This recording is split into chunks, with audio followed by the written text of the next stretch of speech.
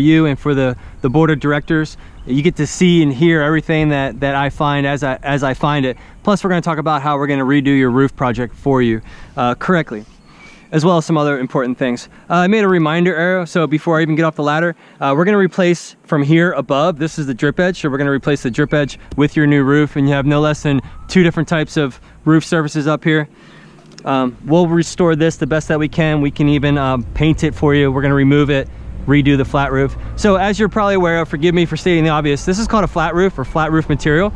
Very fortunately, you have a sufficient amount of pitch, a slope already built into this roof, which means most importantly for you that we do not need to add the very expensive ISO taper board in order to give what otherwise would be a dead flat roof adequate pitch to keep that water moving away from the church. So I measured it. I'll include pictures into your Dropbox folder. You have a pitch of 1.2. Basically, in layman's terms, that means that for every foot you have an inch drop. So that's plenty of slope to get that water moving away. So that's super good, really important. We're gonna reboot all the bathroom vents, replace all the gooseneck style vents. Probably the #1 consideration about this entire project is the current problems that you've been having in this area here, as well as how we're gonna flash over correctly. So I already made some phone calls and found out that we will in fact remove and redo all the flashing all along this parapet wall on both sides. So that's all gonna be done over completely correctly. That's one of the gooseneck style vents that I'm talking about. And we have more of the same flat roof material, same 1.2 pitch, as well as this area here. And then on this side, I think you can probably see from this vantage point that as I walk this roof, even though most of the wood is fairly stable, there are some soft areas, and right between my blue lines you can see hopefully the depressions in the wood. We have a very clear plywood policy.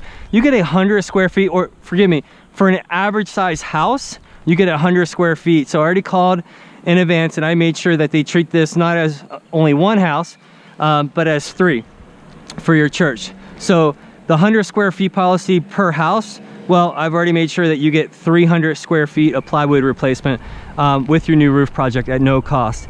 If in fact, once we rip off the flat roof areas, if there's additional plywood that we need to talk about, address, we're gonna talk to you about it.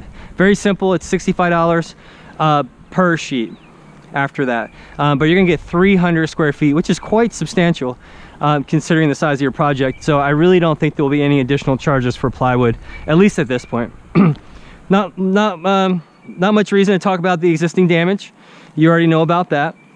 We're gonna replace this old-timey ridge vent with the new low-profile ridge vent, so that'll be done. We'll reflash that little parapet over there as well too. So that's basically the condition of your roof now. Of course, we're gonna replace all the shingles over there, reflash correctly. Let's talk about how we're gonna do your project correctly. Forgive my obvious metal example here. It's really not the top layer that's so important, it's all the layers underneath that we're gonna talk about. So this is how we're gonna do your church project correctly. So imagine this with me. We're gonna remove all the shingles and the flat roof material, get down to the bare plywood.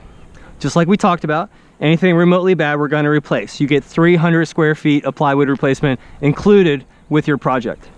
One of the 2 very important building codes that the city of Satellite Beach will be looking for, the first one is called Re-Nail Roof to Code. So again, imagine that bare plywood roof. After we restore the bad pieces, we're gonna go through and we're gonna re-nail the plywood to the roof trusses. That's one of the 2 hurricane code improvements that have been made in the last couple of years. We're gonna double, triple the number of nails holding your plywood to your roof trusses. The code says every 6 inches, we go every 4 to 5 inches. So we're gonna go through and just double, triple the number of nails holding the plywood to the roof trusses. Probably the most important fact is called waterproof barrier. Hopefully you've heard of peel and stick. We're gonna cover every inch of all this bare plywood with waterproof barrier. And then for the last top section, we're gonna put your architectural shingles on these 2 sections and then your flat roof material on this section.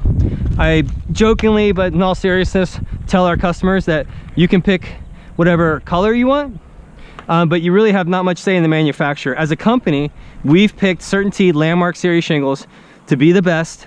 It's the heaviest, thickest shingle out there for the same price as the other companies, but it's absolutely a lot better. So that's why we picked this shingle above all. And it's the same price as the other ones, it's just better.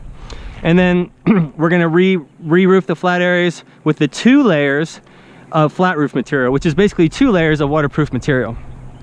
So that's kind of how we're gonna construct your project, re-roof that. And then in closing, I just wanna talk about some of the other important features that I'm gonna narrate in my email to you, and that's how we're gonna create a safety protocol. We're gonna make sure we tape off all the dually wheeled dumpster trailers that we're gonna have. We're also gonna make sure that we don't affect any service times. So it goes without saying, Saturday and Sunday, we're not gonna work. We're gonna make sure the area is picked up. You're gonna have your own dedicated quality inspector for the job. That person's job is gonna come here at least twice a day and talk to the crews, talk to Chris, hopefully in the church, go around the project, make sure everything's cleaned up, make sure the job is being done very well. I'll just leave this here. I'm sure there's more we could talk about, but I'll put it in the email. And thanks for the opportunity to come out and look at your roof. Thanks.